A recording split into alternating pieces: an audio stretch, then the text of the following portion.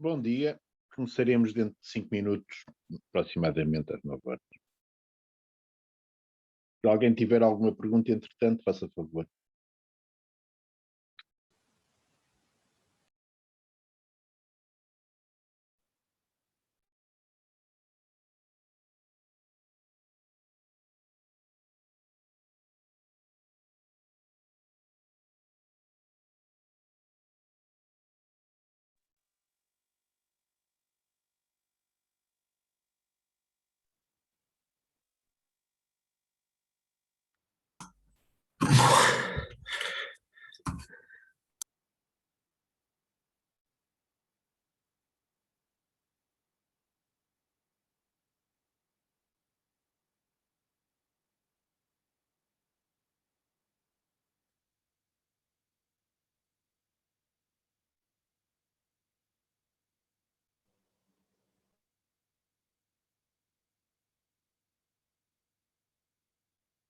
Hum.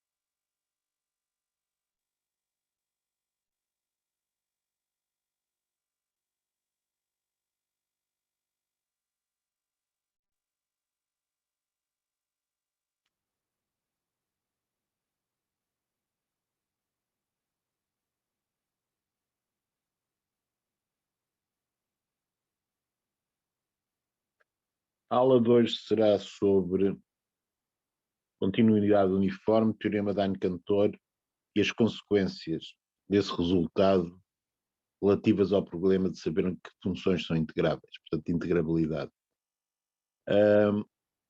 O que eu estou a escrever, já falei ontem, às 9 horas começarei mesmo com aquilo que é novo, mas vou rever aqui a definição de função uniformemente contínua. Para referir.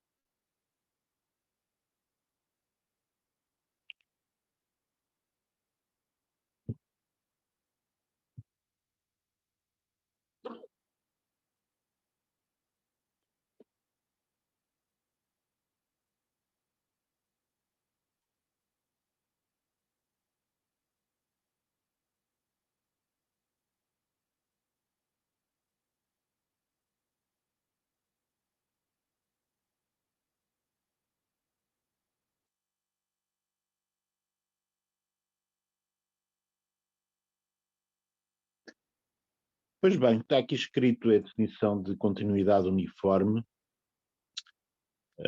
salientando a diferença relativamente à definição de continuidade, ou seja, quando estamos a falar de continuidade num ponto, nós dizemos, dado um epsilon, existe um delta. Esse delta é dependente, em geral, do ponto onde estamos a estudar continuidade. Interessa-me que haja um delta, mas quando eu mudo o ponto, não me preocupo com a maneira com que o delta muda.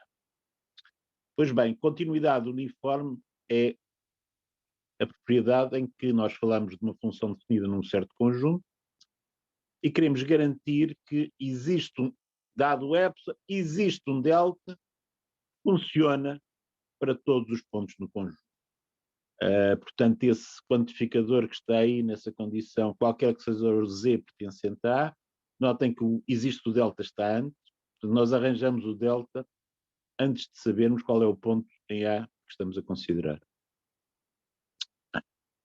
Pois bem, esta definição pode ser, para os efeitos que nós vamos falar dela, substituída por uma caracterização equivalente de quando falarmos de integrabilidade, dá-nos mais jeito, ok? Portanto, a primeira coisa que vamos fazer é tratar disso. Pois bem, para isso precisamos de uma definiçãozinha muito simples, que é a definição de oscilação de uma função num conjunto.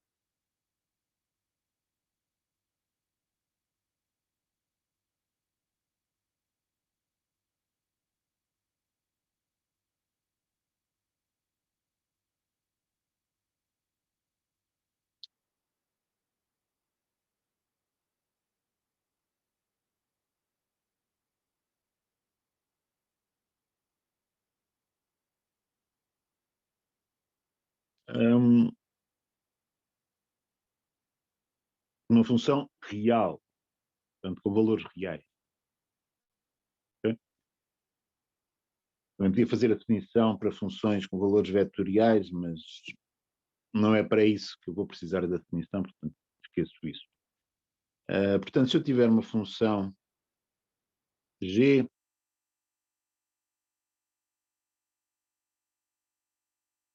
com certo domínio D, Rn, com valores, portanto, reais, com valores em R, e se tiver um subconjunto ômega de D, okay? A oscilação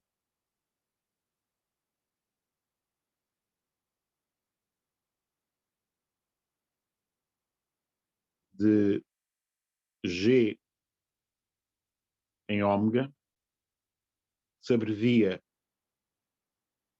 qualquer coisa como oscilação, entre parênteses o G, ponho aqui um índice ômega para lembrar-me do conjunto onde estou a fazer isto, é a diferença entre o supremo de G em ômega e o ínfimo de G em ômega. Ou talvez com outra notação mais tradicional, o supremo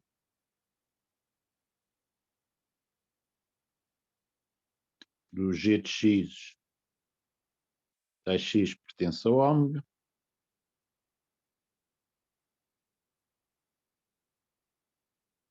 menos o ínfimo.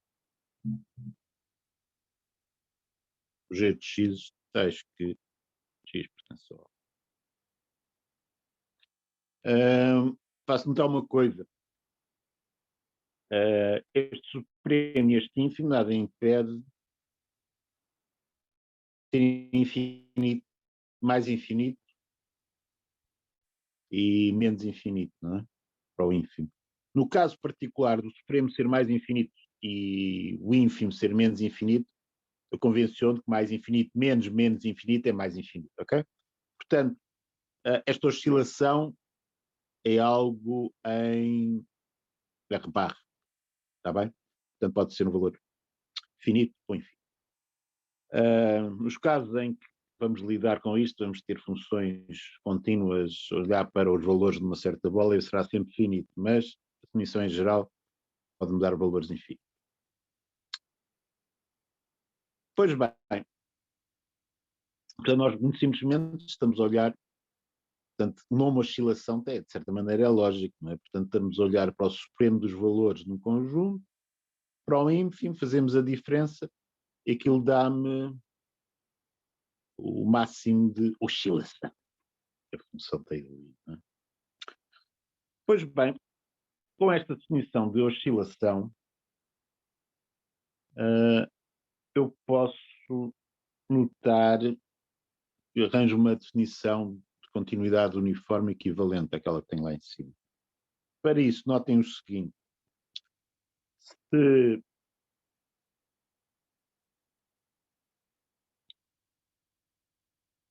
eu tiver y pertencente a uma bola de raio R centrado no ponto X, ok? E tiver F definida na bola,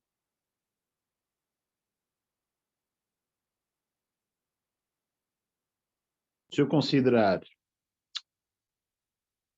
a diferença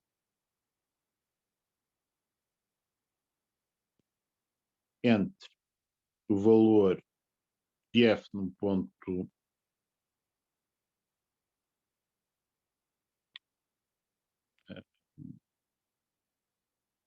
Y e no ponto X,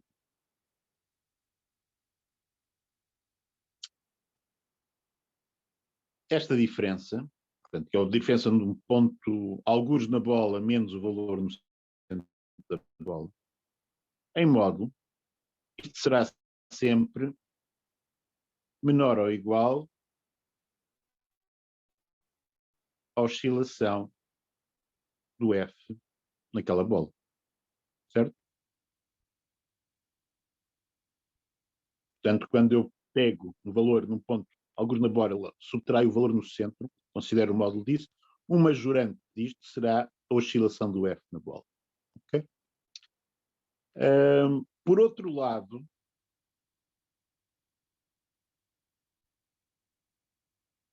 agora deixa-me apagar esta observação, vou fazer uma outra observação. Por outro lado,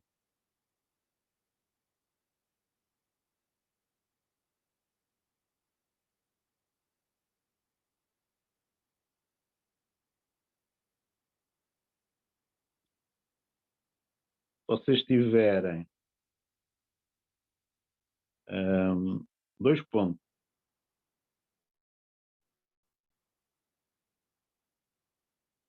y1 e y2, ou para vocês não pensarem em coordenadas, é melhor por isto de outra maneira.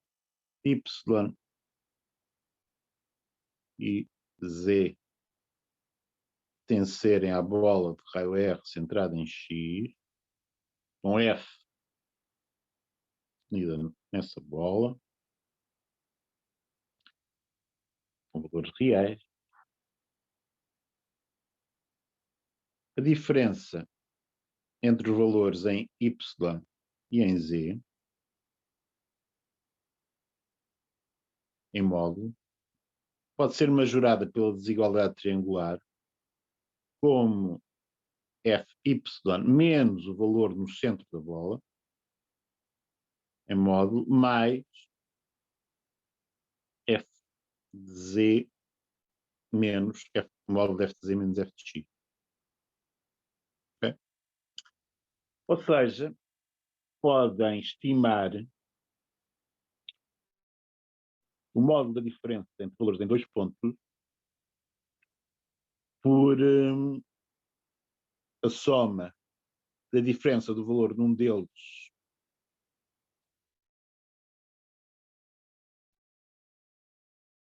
menos o valor no centro, algo anal para o outro. Ou seja, se vocês tiverem uma estimativa para a diferença entre o valor de uma função num ponto genérico e no centro da bola, podem majorar isso, de certeza, pela sua oscilação. Se tiverem uma estimativa para a oscilação,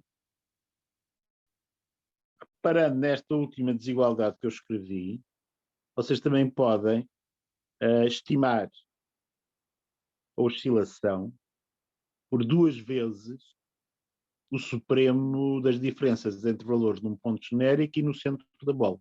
Okay? Ou seja, se as diferenças entre valores num ponto genérico e no centro da bola forem pequenas, a oscilação também é pequena. Se a oscilação for pequena,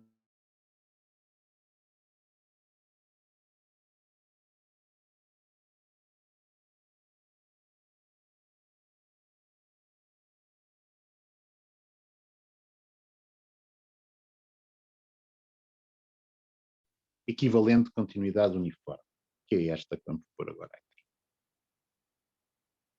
A demonstração basicamente é usar estas duas desigualdades que eu estive a observar. Okay? Ou seja, vou formular uma caracterização de continuidade uniforme usando oscilação, em vez de usar uma pequena variante da definição tradicional de continuidade, segundo Cauchy. Okay? Portanto, a proposição que eu quero tenhamos consciência é esta.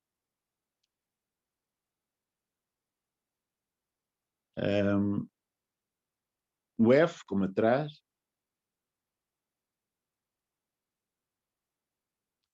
mas com valores reais. Okay?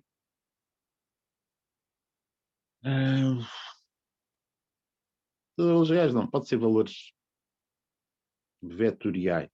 Eu há bocado só defini oscilação no caso de valores reais, mas poderia ter feito o mesmo para valores vetoriais. Portanto, deixem-me corrigir o que eu fiz há bocado, porque senão a definição da oscilação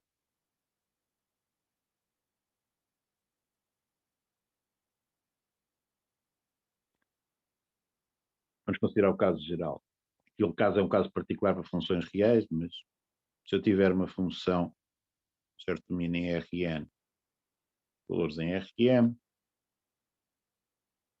a oscilação num conjunto ômega do F será o supremo da norma dos f de x menos f de y com x e y a variar em ômega. No caso particular de f ser escalar, isto é o supremo menos o ínfimo. Ok? Portanto, isto não oferece dificuldade e assim eu posso não me preocupar se estou no caso vetorial ou escalar. Ok? Voltando à proposição para a caracterização de continuidade uniforme que eu quero. Portanto, se eu tiver uma função como atrás, é uniformemente contínua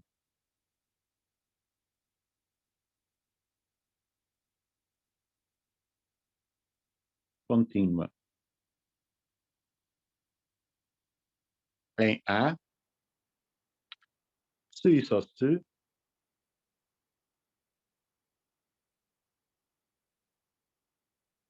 dado epsilon positivo, existir delta maior que zero, até aqui é costume, tal que a oscilação de F numa bola de raio delta centrada num ponto Z é menor do que epsilon, qualquer que seja o Z do conjunto A. Okay? Portanto, o que eu estou a dizer é que se eu arranjar um raio de bolas, tal que qualquer que seja a bola com esse raio contida no A, interceptada com o A, evidentemente. Devia ter posto isso aqui, não é? Interceptada com A, yeah, seja menor que epsilon, qualquer que seja o Z. Portanto, se isso acontecer, então a função é uniformemente contínua, e se for uniformemente contínua, então isto acontece de certeza. Okay? Portanto, reparem, o que eu estive a fazer com aquelas desigualdades que estão aqui no fim da página é dizer, consigo controlar oscilação à custa de diferenças entre valor num ponto genérico de uma bola e um valor no seu centro, e vice-versa. Okay? De maneira que não é de espantar que isto funcione. A demonstração é usar aquelas desigualdades, deixo os cuidados a vosso cargo. Claro está, como há um supremo, depois há uns menores ou iguais, há uns detalhes, mas depois é fácil. Okay? Portanto, eu posso usar esta caracterização para facilitar-me a vida. Okay? Vai facilitar-me a vida para o teorema grande 2 e vai facilitar-me a vida para falar de integrabilidade. Okay?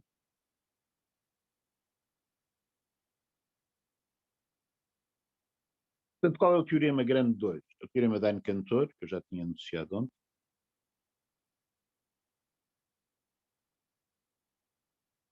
Okay?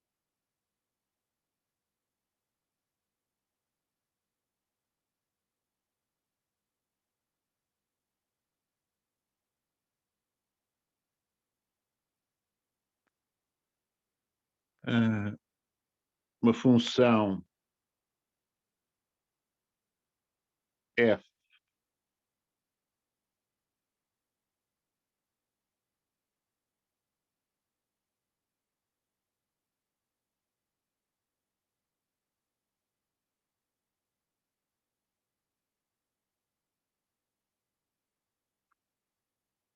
contínua no limitado e fechado K,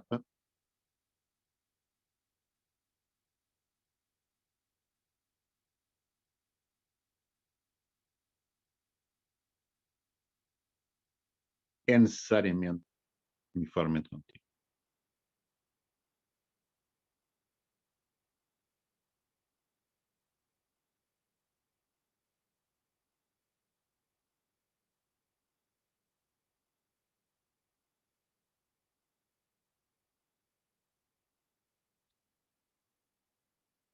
Este é o segundo teorema sobre continuidade global. Estamos a ver. O primeiro foi o teorema de Weierstrass. Temos agora este e ainda teremos um outro para o princípio da semana que vem. Será o teorema do valor intermédio. Okay? E com isso, mais o estudo de limites, acabaremos o estudo de continuidade e coisas afins. Pois bem, como é que eu demonstro o teorema de Dine-Cantor?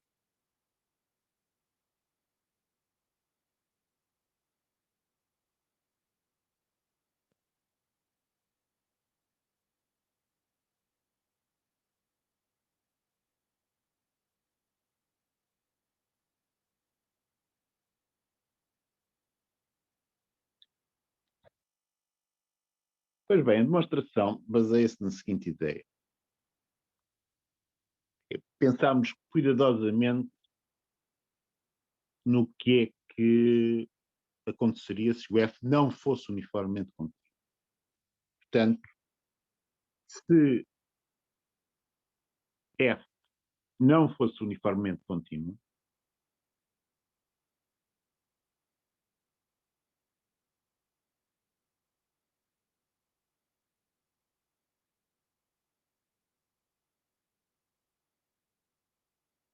aquela caracterização de continuidade uniforme envolvendo oscilação não funcionaria.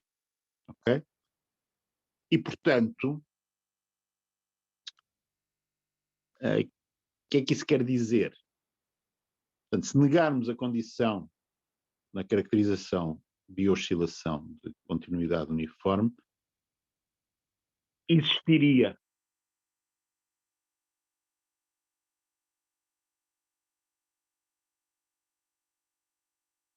a negarmos com cuidado com os quantificadores, não é? Existiria epsilon positivo, tal que qualquer que fosse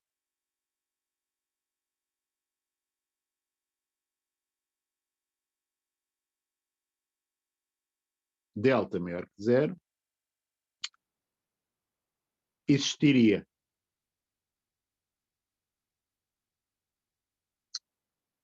uma bola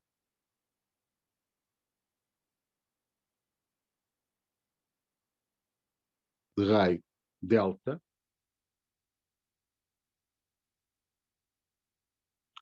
tal que a oscilação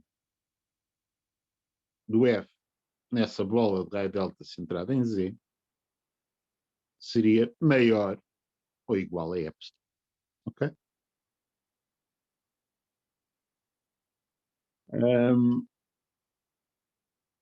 Portanto, notem aqui que o importante é que esta condição, qualquer que fosse o delta maior que zero, portanto, há um número epsilon tal que eu consigo arranjar bolas de um raio tão pequeno quanto eu quiser, onde o F vai oscilar pelo menos este valor epsilon.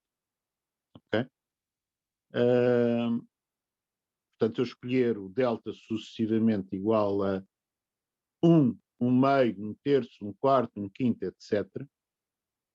Para cada um desses valores há de existir um ponto, um Z, um certo Z, que eu vou chamar ZK, onde posso centrar a bola com estas propriedades. Ou seja, em particular,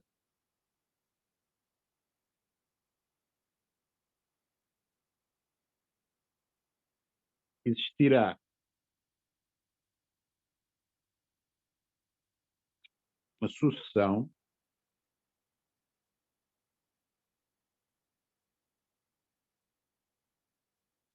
ZK de pontos do domínio. O domínio chamava-se K grande, não é? Aqui é um K maiúsculo, mas só se nota a diferença em relação ao outro por causa do tamanho, está bem? Foi uma escolha infeliz minha. Vamos por aqui ZJ para não haver confusões, senão ainda alguém fica baralhado comigo. A sucessão ZJ, contida em K, tal que a oscilação da minha função F na bola de raio 1 sobre K centrada em ZJ é maior ou igual a epsilon. É 1 sobre J. É 1 sobre J, lá e eu para o K outra vez. Muito obrigado. Okay? Portanto, eu posso visualizar aqui o que estou a imaginar. Estou a arranjar uma sucessão em K.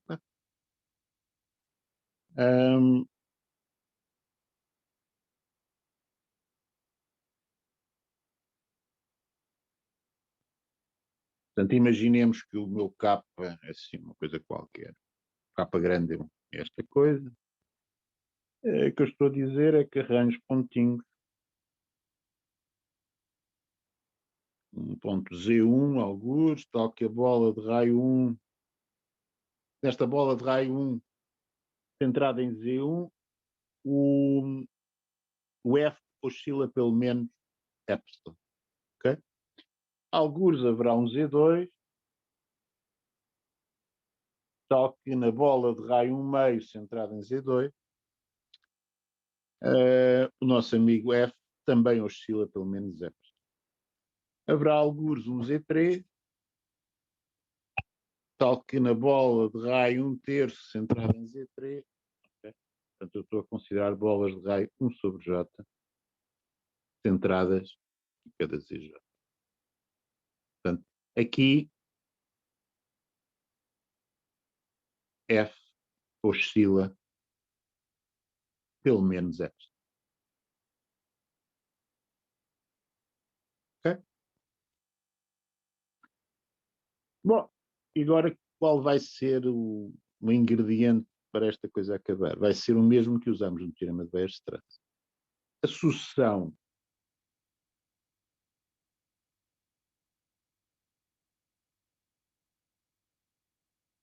dos ZJ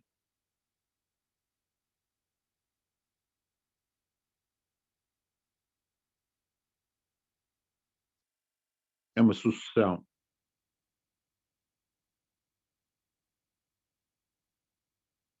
num limitado e fechado.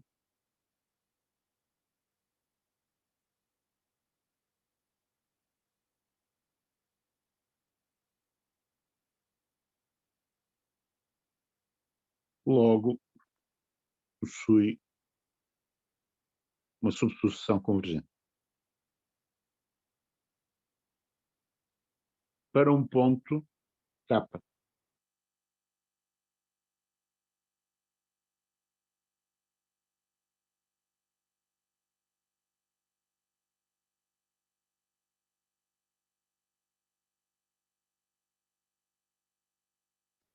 Chamemos ao ponto Z asterisco, algures em K.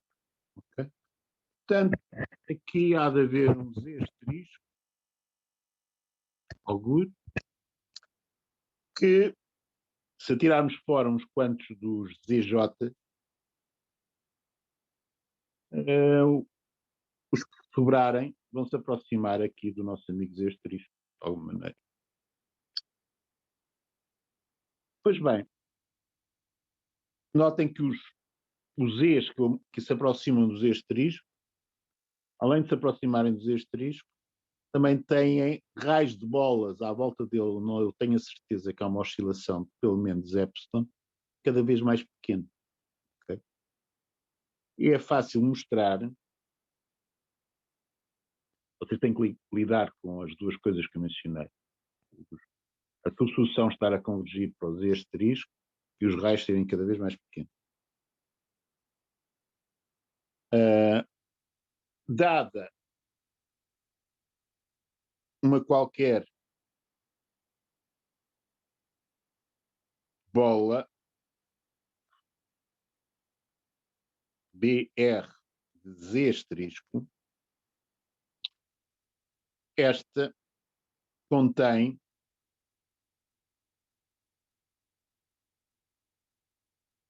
um B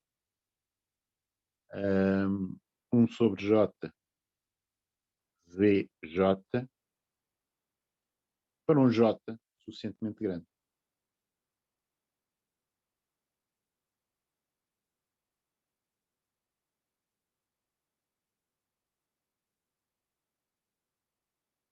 Okay? Portanto, qualquer que seja a bola que eu considero à volta ali do nosso amigo Z asterisco, há uma desgraça que de certeza vai sempre acontecer. Eu consigo lá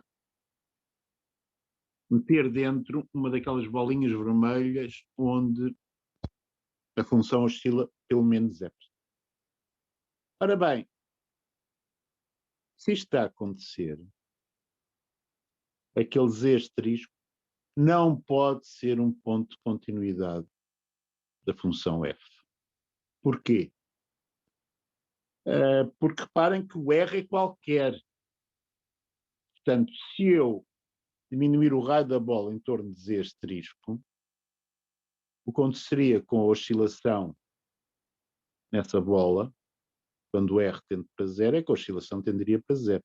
Aliás, vocês conseguem provar, exercício, que o limite, quando R tende para zero, da oscilação de uma função contínua na bola de raio R, vai ser necessariamente zero, na definição de continuidade. Okay? O que acontece aqui é que isso não pode acontecer. Porquê? Porque eu consigo sempre na bola verde, de raio R, que vocês me dão, qualquer que ele seja, enfiar lá dentro uma bola de raio, uma das bolas vermelhas. Nessa bola vermelha há uma oscilação com certeza maior, ou igual a Epson. O Epson positivo está fixado. Okay? É aquele que existe, graças a termos contradito a continuidade uniforme. Okay? Isto, no essencial, é a demonstração do teorema de Cantor. Okay? Eu confesso uma coisa, eu estive aqui a escamotear tanto quanto possível as pontinhas que têm que ser feitas para demonstrar o teorema de Cantor. Se vocês pegarem num texto qualquer sobre o teorema de Cantor, se não usarem este truque de pensar em oscilação em vez de da definição de continuidade uniforme inicial, passa-se o tempo a lidar com os fatores 2 aqui e acolá, umas contas que ofuscam um bocadinho a ideia central da demonstração. Okay? Mas com estas ideias tenho a impressão que vocês conseguem lidar com qualquer demonstração que encontrem, a minha inclusive, do teorema de Cantor e perceber o que está a acontecer. Okay? Bom, portanto, teorema de Cantor, a demonstração consiste em mostrar que se não houvesse continuidade uniforme, algures do conjunto, graças a ele ser limitado e fechado, haveria um ponto onde a função não era contínua.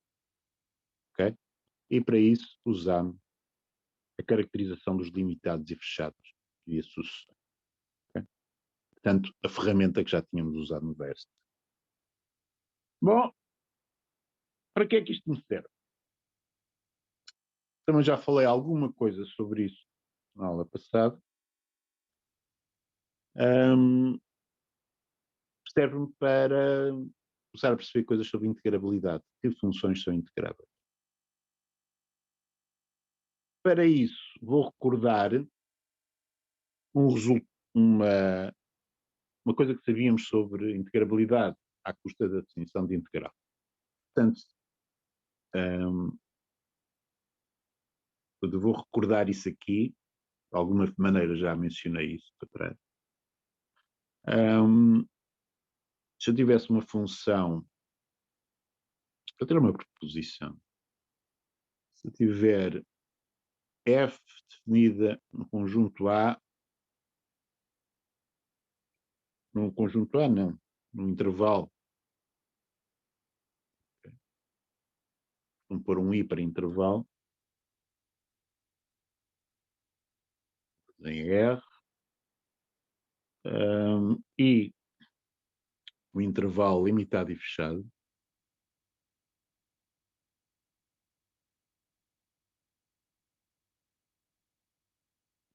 F limitada,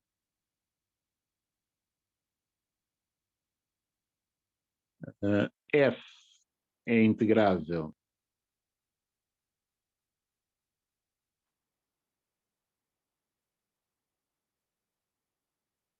em I, se e só se, qualquer que seja o epsilon positivo, existir uma partição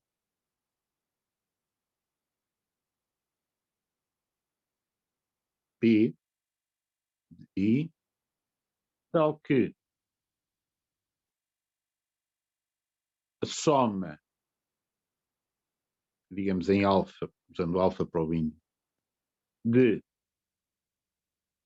volume dos subintervalos I alfa, vezes supremo do F em I alfa, menos ínfimo do F em I alfa, for menor do que este. Okay? Aqui, portanto, em que I alfas são subintervalos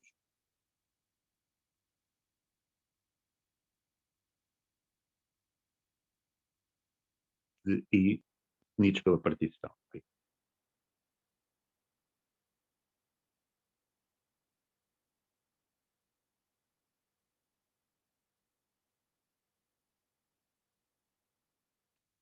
reparem que isto obtinha simplesmente considerando diferença de soma superior e soma inferior, e a definição de integral. A única coisa que era preciso para obter esta proposição era, como tinha o supremo e o ínfimo, supremo das somas inferiores e ínfimo das somas superiores, se eu aproximasse por partições distintas para estar perto de um e do outro, por uma soma superior e por uma soma inferior, partições eram distintas, mas eu depois, se eu juntar as duas, fica uma que me serve para estabelecer isto. Okay? Portanto, essa era a única subtileza disto em relação à definição de integral.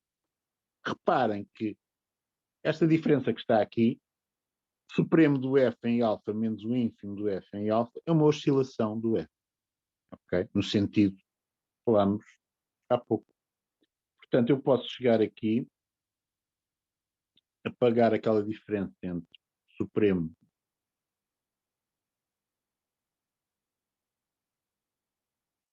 e ínfimo e expor aqui oscilação em alfa do f. Quero dizer exatamente a mesma coisa. Okay? Portanto, vocês começam a ver qual a relação, por onde é que eu vou caminhar. Não é? Pois bem, se a minha função, eu estou a estudar integrabilidade, for contínua, num intervalo limitado e fechado, portanto, nós sabemos, pelo teorema de Cantor, que agora mesmo vimos, será necessariamente uniformemente contínua. Portanto, eu consigo arranjar um tamanho de bolas tal que em bolas, um raio de bolas, tal que nessas bolas a oscilação é menor do que qualquer número positivo que eu tenha fixado à partida, tão pequeno quanto eu quiser. Okay?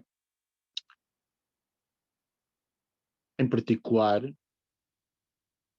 eu consigo arranjar partições num intervalo limitado e fechado, de maneira que qualquer subintervalo definido pela partição esteja contido numa bola dessas.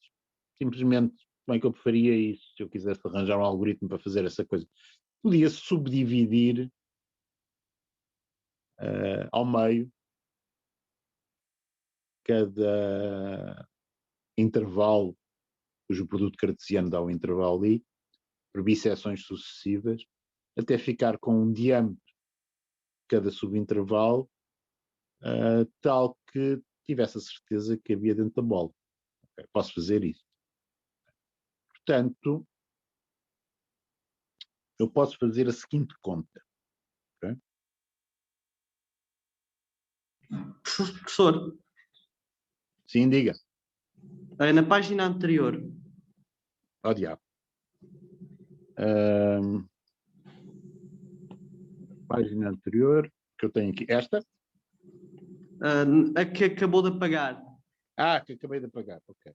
Portanto, já troquei. Esta. Então, onde fala de I é um intervalo limitado e fechado. Sim, o I grande é um intervalo limitado e fechado. Sim. Falta aí o limitado. Pois falta. Tem toda a razão. Pus o intervalo e fechado. Comi uma palavra. Muito obrigado. Portanto, aqui faltava. Faltava limitado e fechado. Ok. Muito obrigado. Eu disse bem, mas comi a palavra ao escrever aquilo. Pus lá até lá o I, mas caramba, o limitado ficou na caneta. Pois bem, voltando então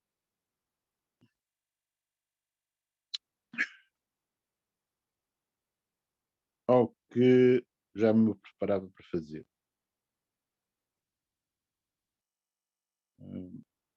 Portanto, é este. Ok. Portanto, se eu fizer o seguinte, seja epsilon no número positivo, ok? Eu fico. Okay? Tenho um intervalo I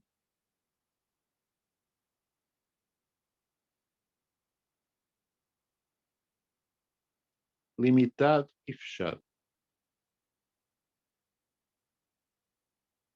Okay? Tenho F definido em I com valores em R. Só que agora assumo que o F é uma função contínua. Okay?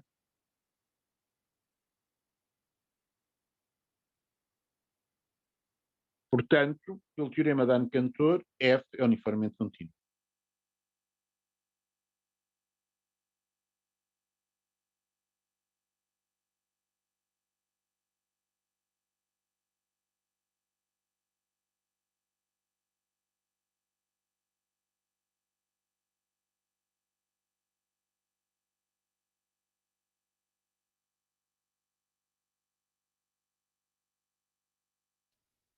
Portanto,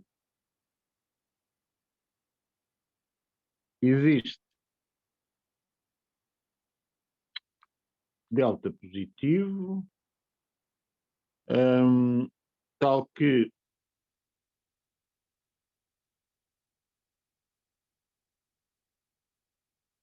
a oscilação numa bola de raio delta centrada em X do meu F é menor do que epsilon, qualquer que seja o X. Podia pôr antes, podia pôr depois. Mas, qualquer que seja o X, pertencente ao intervalo. Ok? Escolho uma partição P de I, tal que todos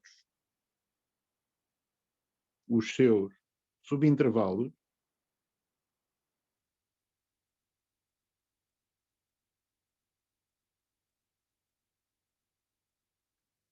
sejam contidos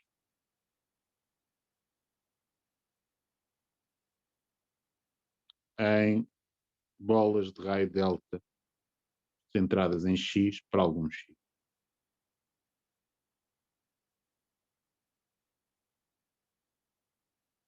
Então,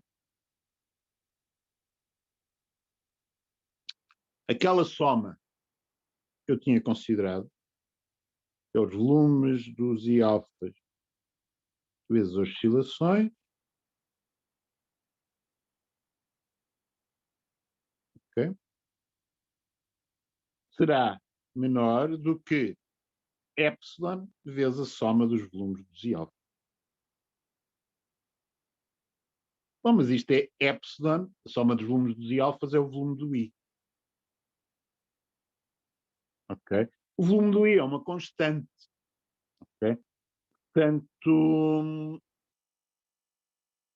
eu acabei, como é uma constante que está fixada no problema, isto vai funcionar. Aqueles de vocês que dizem, mas isso assim não dá, não, queria que no fim desse epsilon. Bom, então, se queremos que no fim dê epsilon, eu posso ir atrás e dizer, em vez de escolher o delta de maneira a garantir que as oscilações são menores que epsilon, vamos fazer o menor que epsilon a dividir pelo volume de I. Ok? Portanto, vou consertar a conta. Okay? Então, aqui também aparece o volume de I a dividir. E aqui no fim, aparece epsilon. Simplesmente. E obtive o que queria. Portanto, verifiquei aquela condição que me garante que a função é integrada. Okay? Portanto, o teorema de Cantor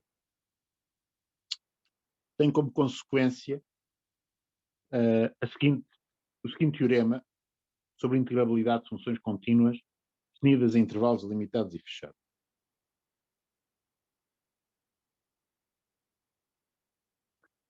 Portanto, o teorema é este, que eu já tinha falado também ontem. Portanto, se F está definido em I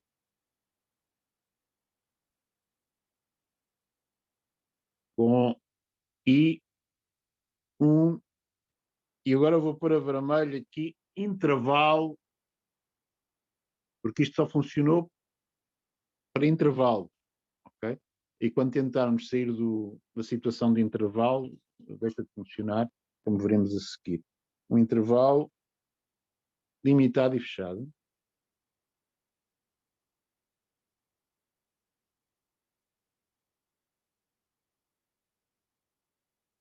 E F contínua.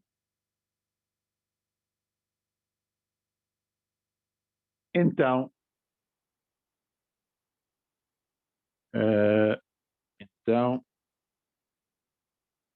F é integrável em I.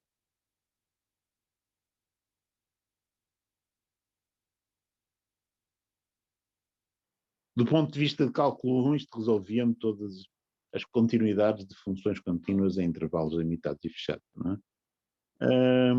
Em cálculo 2 isto não é assim tão bom. Já veremos porquê. Bom, exemplo de aplicação. Ponham vocês que têm uma função biruta f de xy é igual a x quadrado exponencial de x quadrado seno ao quadrado de y. Ok? Então, o integral em menos 1 ao quadrado de f existe. Ok? Porquê? Porque esta função é contínua, toda a gente sabe que é contínua. Porquê? Porque aquela é contínua, é composta da exponencial, nós sabemos que é contínua, com o produto x quadrado seno ao quadrado de y, o x quadrado é uma função contínua, o seno também é, portanto, continuidade da composta, continuidade do produto aplicado o número de vezes necessário para isso. Estou a dizer que o integral existe. Não estou a dizer que sei calcular o integral. Regra de Barrow, olho para ela e duvido que consiga fazer as primitivações, não é? Com aquele x quadrado que eu pus ali, cuidadosamente, não faço ideia quanto é que é o integral. A única coisa que eu sei é como aquela exponencial, de certeza que é positiva, o integral vai ser qualquer coisa maior que zero. Talvez eu conseguisse arranjar uma majorante da função naquele quadrado, enfim. O volume do quadrado é 4, é 2 por 2, não é? Portanto, 4 vezes esse majorante daquela exponencial dava um majorante com integral. Ok. Portanto, eu sei uma série de coisas sobre o integral, embora calculá-lo exatamente, não faço ideia. Vamos agora, suponham por um momento, um outro exemplo. Portanto, este é o exemplo que corre bem, não é? Temos sempre as good news, bad news. Quais são as bad news, neste caso? Considerem a mesma função, mas em vez de pensarmos no integral naquele quadrado, pensemos no integral na bola de raio 1 centrada em 0, 0. Será que este existe?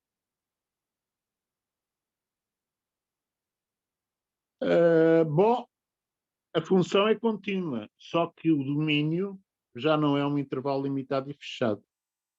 Como é que eu defini um integral como este à custa da definição original de integral num intervalo limitado?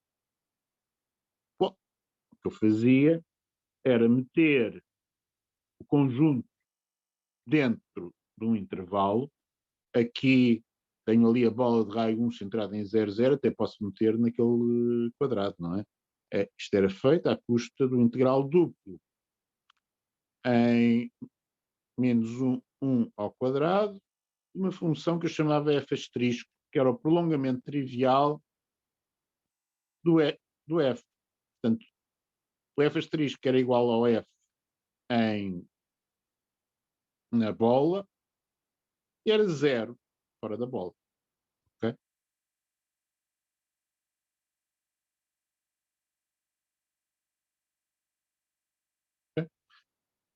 Ora bem, este f asterisco, portanto agora este integral de baixo já é um integral num intervalo limitado e fechado, só que o f asterisco já não é uma função contínua. Okay? Onde é que é contínuo, onde é que não é? Bom, é fácil perceber onde é que é contínuo, não é? Porque, vou aguardar isto, fazer um desenho.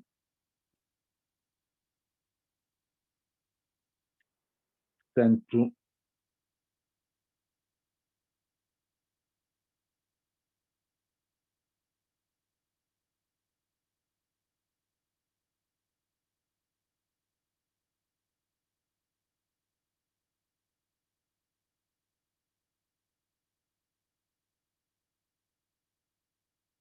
minha função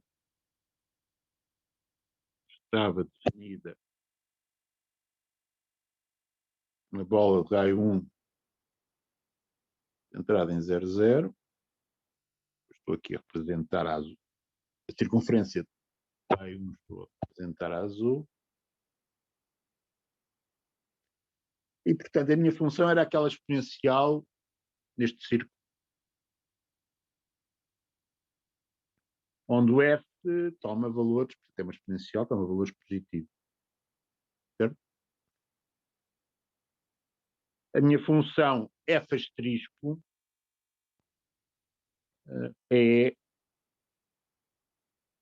0 e nestes pedaços do quadrado que não estão na bola, certo? Os pontos da circunferência, raio 1 centrada na origem, imaginemos aqui um ponto qualquer sobre a circunferência. Neste ponto, consideremos ali uma bola à volta. Essa bola, de certeza, que apanha pontos a azul, onde a função f asterisco é igual ao f original, exponencial, positivo, e pontos daquele setorzinho onde o f asterisco é 0. Portanto, se eu considerar sucessões de pontos azuis convergindo para o ponto verde, arranjo um limite que será uma exponencial de qualquer coisa que tenha a ver com as coordenadas daquele ponto, não é? Se eu considerar uma sucessão de pontos a vermelho, o limite, enfim, o limite da sucessão, sim, como nos pontos a vermelho a função vale 0, o limite é 0 para os valores da função f asterisco nesses pontos. Portanto, eu tenho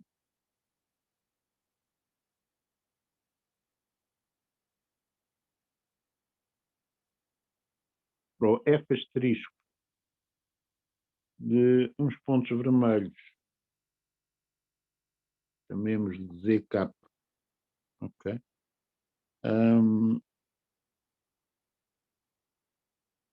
Serão iguais a 0, portanto tendem para 0, ok? Tanto com os zk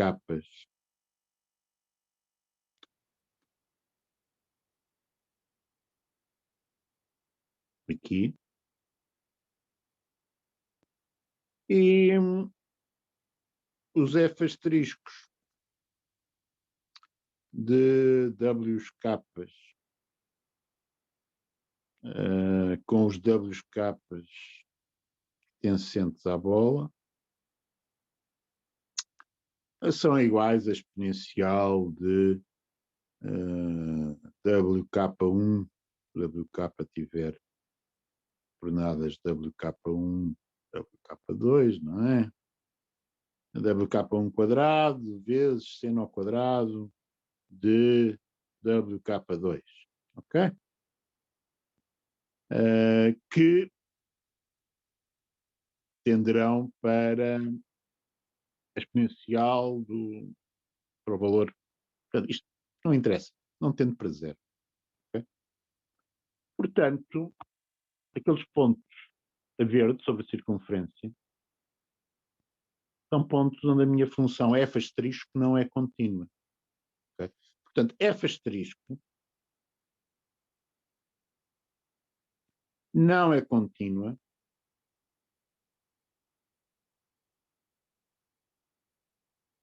na fronteira, agora mais uma vez aquelas noções topológicas são úteis, na fronteira da bola de raio 1 centrada em 0,0. Este fenómeno, para outros integrais em conjuntos que não sejam intervalos limitados e fechados, vai-se potencialmente repetir. Se eu tiver um conjunto A, quero lá integrar uma função que é contínua em A, pode muito bem ocorrer que a função prolongamento trivial não seja contínua na fronteira do conjunto A. Que aqui é uma circunferência, mas que é um conjunto grande, em algum sentido, é um conjunto infinito e tudo, não é? Portanto, eu, no entanto, tenho esperança que o integral existe. Porquê? Porque uma circunferência, do ponto de vista de volumes bidimensionários, áreas, é algo que eu espero que não tenha grande importância para calcular o integral. Aliás, eu consigo imaginar uma estratégia para mostrar que o integral existe. Que estratégia é essa? Bom, é definir partições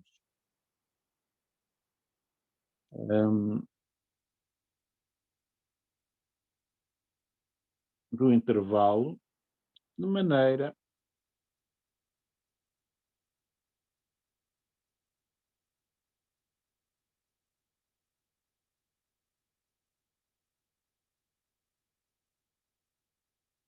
a soma dos volumes dos subintervalos que cobrem a circunferência, e no meu desenho, ingenuamente, seriam estes, não é? Este por aqui fora.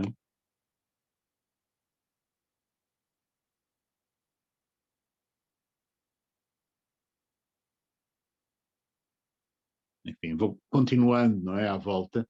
Vocês reparem, se estiver, por exemplo, a fazer bisseções sucessivas dos intervalos menos 1, 1, para definir subintervalos de uma certa partição, eu espero que a soma das áreas dos volumes desses subintervalos que cobrem a circunferência, se eu subdividir cada vez mais, vão tender para zero. De maneira que naquela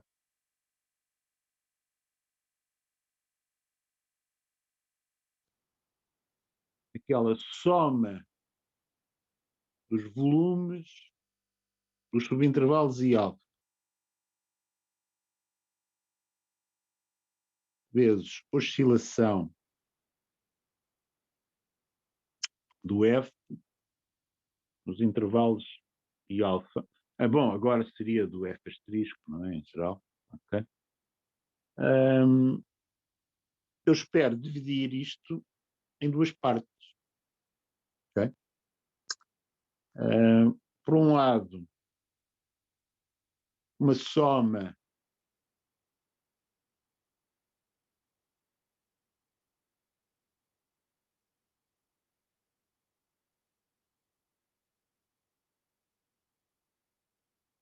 mas só para alfa num certo conjunto em que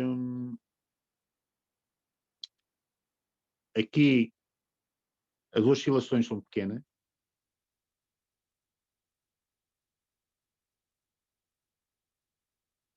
porque estou a considerar nesta soma só subintervalo que cobrem regiões onde a função f é contínua, portanto, grosso modo, claro, precisa de ser tornado mais preciso. E, por outro lado, considerar mais uma outra soma, mas em que o alfa estará noutro conjunto de índices, em que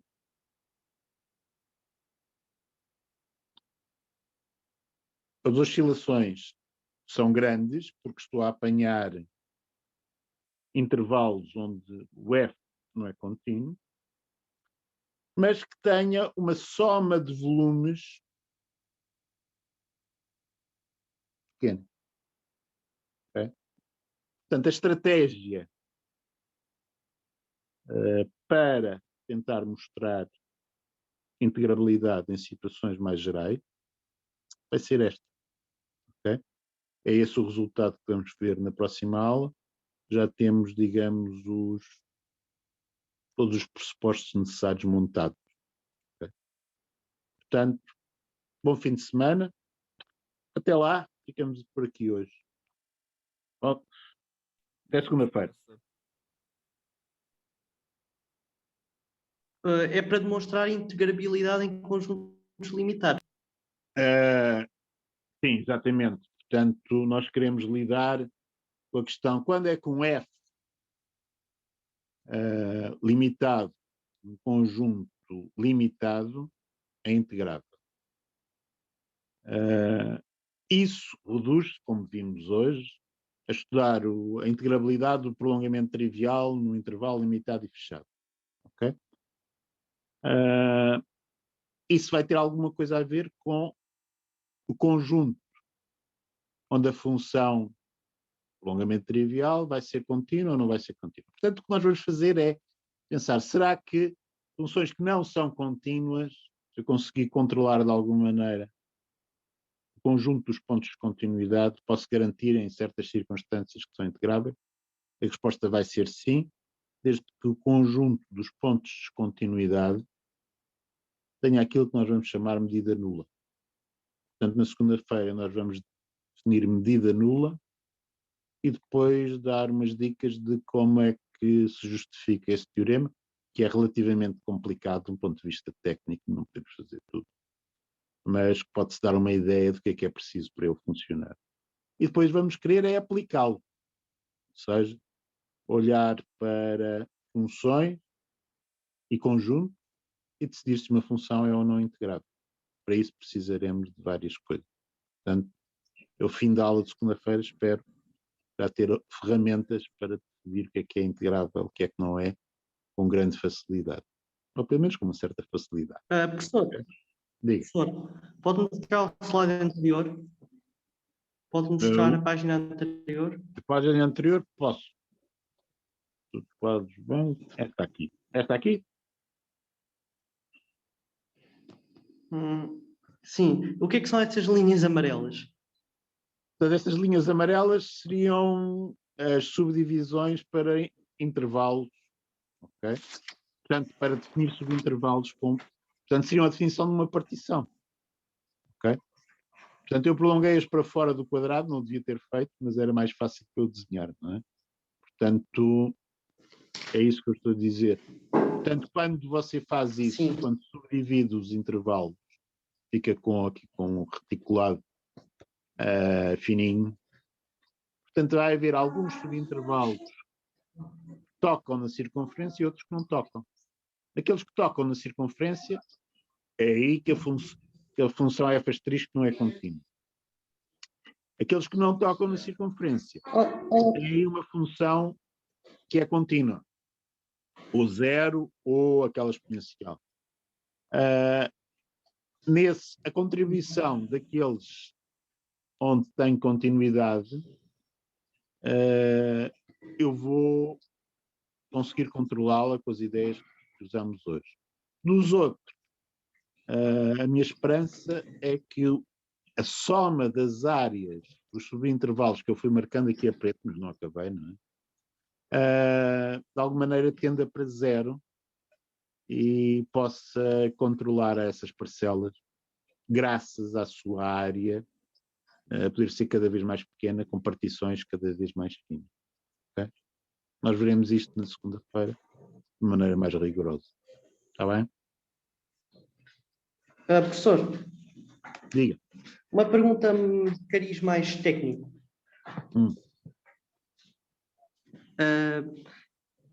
Duas.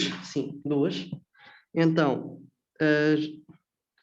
Há umas animações que estão por atualizar para 3JS no texto do curso. Mas já não são animações, são só imagens estáticas, produzido com JML. Ah, ok. Eu julgava que já tinha tratado todas. Mas ainda há algumas. Devem ser em fichas de problemas, não? Ou não? Eu vi no texto. No texto? Eu só tenho. Ok. Por exemplo, bem. página 30. Página 30? Ok. Eu vou lá ver. Não deve ser muitas, mas é natural que ainda haja algumas. Eu corrijo isso. Geralmente o que acontece todos os anos é que eu vou dando as aulas, revendo e corrigindo coisas dessas. Okay. Mas pode usar um grep-R para. Pode usar um grep-R para encontrar. Não. Porque todos os textos estão numa base de dados. De facto. Eu posso usar select from qualquer coisa, where, não sei quantos. Mas é mais fácil, é mais rápido percorrer as páginas, que não são muitas, do que estar a escrever SQL para isso. Ok. Bom, e outra pergunta já agora. Ok, mais uma pergunta. Mais outra. Que software é que usa para fazer esses quadros? Quais quadros? Estes quadros virtuais. Isto é o Zoom, simplesmente. No Zoom, o Zoom tem uma opção de criar quadro branco. Sim, ok. E depois tem aqui um menuzinho onde eu posso salvar em álbum, criar um novo quadro branco e visualizar todos os quadros brancos. Isto não era assim, acho eu. Okay? Portanto, este ano isto está assim, que é muito prático para voltar atrás. Para voltar atrás, no antigamente, tinha aqui uma setinha para voltar atrás e com sorte conseguia voltar lá. O Zoom também costumava ter um problema, que eu continuava a aula e apareciam-me, enfim, digamos, uma espécie de resíduo e esgotava a memória. Devia ter uma memory leak algo, o cliente do Zoom. Este ano não tem. Eu estou a usar o mesmo hardware, sistema operativo, etc. Portanto, esta coisa melhorou muito em relação, por exemplo, como aconteceu antes. É porque tem atualizado o Zoom. Tenho atualizado o Zoom, exatamente. Portanto, eu atualizo religiosamente tudo e mais alguma coisa. Pode haver complicações, Ainda bem. mas dão sempre menos trabalho do que não atualizar, porque essas escondem os trabalhos, mas depois, quando há um trabalho, é um trabalho muito grande. Mas o mais importante é atualizar o sistema operativo. Atualizando o sistema operativo se é possível. Isso aqui é Android, portanto, não tenho. Android quê? É relativamente recente. Este era o tablet da Samsung, topo de gama, há um ano e tal, portanto é relativamente recente. Mas agora não me peça para descobrir isto no meio disto. Portanto, é um Android relativamente recente, mas não é o mais recente. Não é? Okay? Portanto, modificado pela Samsung, alguma coisa. Isto não se consegue fazer noutro ambiente. Portanto, em Windows eu não conseguiria fazer isto, a não ser que se comprasse hardware. Alguns colegas meus fizeram isso. Portanto, mas isto de facto é o que me dá mais jeito. No entanto, posso dizer que foi um investimento considerável no tablet. Obrigado, professor. Nada, é segunda-feira. Até quarta. Até quarta? A segunda-feira. Peço desculpa, é segunda. É segunda, é? Ok, está bom. Até lá. Segunda. Sim. Mais alguma coisa? Bom, então, vamos fechar.